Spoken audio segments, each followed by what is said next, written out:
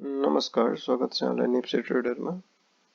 आज हाम्रो बजार 36.19 पोइन्टले चाहिँ झरेको छ, जुन चाहिँ 1.64% ले हुन आउँछ र आज हाम्रो बजार चाहिँ 2160 मा चाहिँ सपोर्ट लिएको देखिन्छ।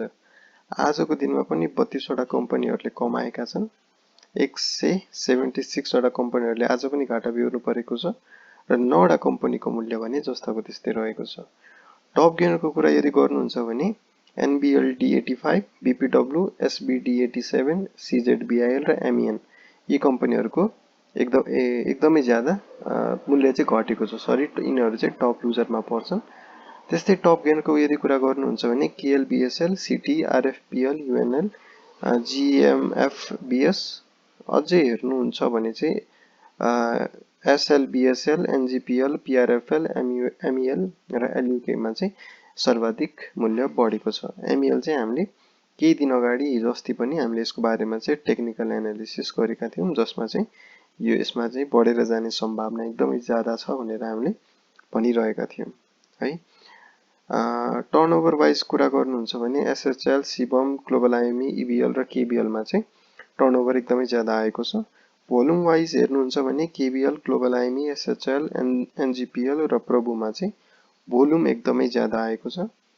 ट्रान्जेक्सनको कुरा यदि गर्नुहुन्छ भने MEL, CT, global IME, KBL र सिबममा चाहिँ ट्रान्जेक्सन वाइज एकदमै धेरै कारोबार भएको छ है। सेक्टर वाइज यदि कुरा गर्नुहुन्छ भने चाहिँ बैंकिङ इन्डेक्सले आज एकदमै सर्वाधिक गिरावट चाहिँ फेस गर्नु परेको छ, जुन चाहिँ 2.75% ले चाहिँ झरेको छ।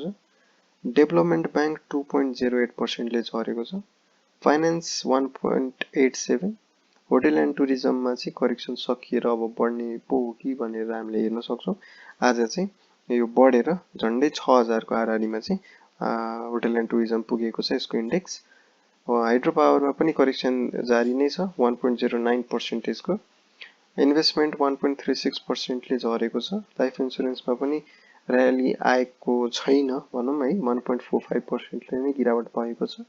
म्यानुफ्याक्चरिङ बरु आज एकदमै थोरै घटेको सेक्टरमा पर्छ, 0.22% ले घटेको छ।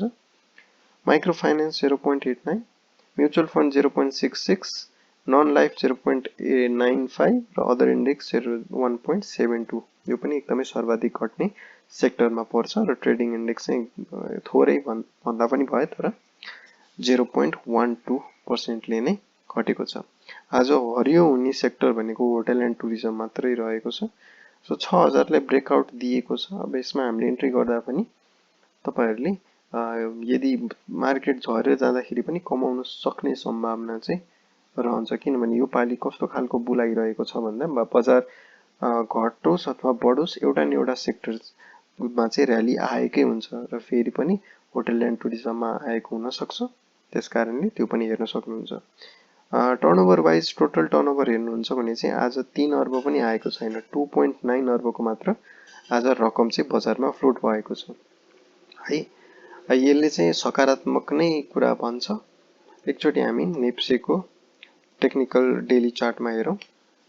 सो यहाँनिर हेर्नुहुन्छ भने चाहिँ एउटा ट्रेन्ड लाइन चाहिँ मैले चाहिँ यसो खिचेको छु, जसमा चाहिँ हाम्रो बजार चाहिँ अहिले 2200 झन्डै 2240-45 लाई चाहिँ सम्म पुगेर एउटा हायर हाईको सिर्जना भएर चाहिँ मार्केट झर्ने क्रममा रहेको छ।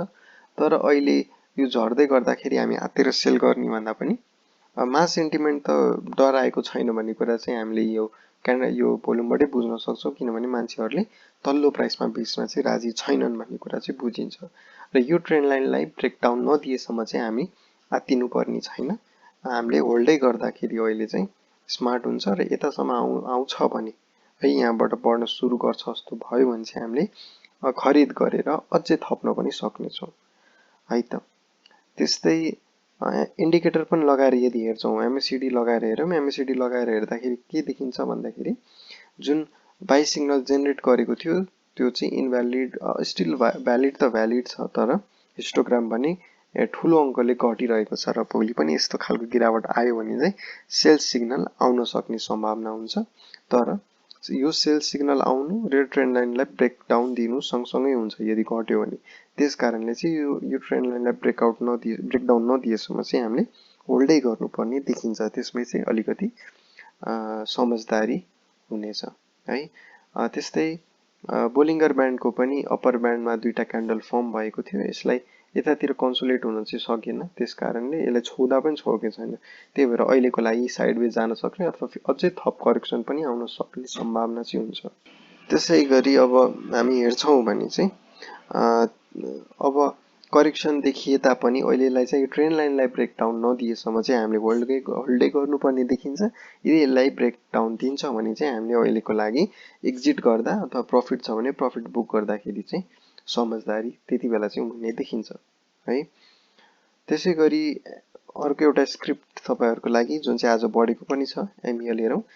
एमइएल चाहिँ यसको चाहिँ बढ्ने क्रम सुरु भइसकेको छ। मैले बारम्बार भनिरहेको थिएँ, यसले चाहिँ आफ्नो लो चाहिँ निर्धारण गरिसकेको छ र यहाँबाट किन्दा खासै डराउनु पर्ने चाहिँ छैन र नभन्दै मार्केटमा चाहिँ एमइएलले राम्रै पर्फर्म पनि गरिरहेको छ र बढ्ने क्रम जारी छ।